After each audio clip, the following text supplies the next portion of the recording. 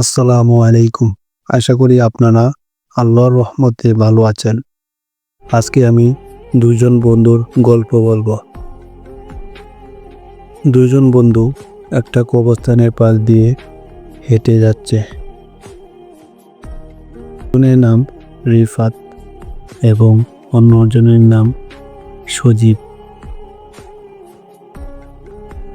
রিফাত বলল, বন্ধু, দুনিয়া নিয়ে বেশি ভাবিস না, একদিন আমাদেরও এখানেই শুইতে হবে। সজীব বলল হেসে হেসে, আরে দোস্ত, এখনো তো অনেক সময় আছে, এত ভাবিস না তো। ঠিক তখনই একটি গাড়ি এসে সজীবকে ধাক্কা দিল। ধাক্কা দেওয়ার সাথে সাথে সজীব সেখানেই মৃত্যুবরণ করল।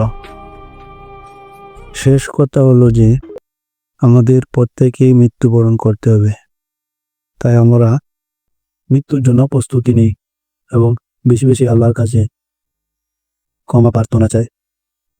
ভিডিওটা কেমন লাগলো কমেন্টে সবাই জানাবেন। আসসালামু আলাইকুম।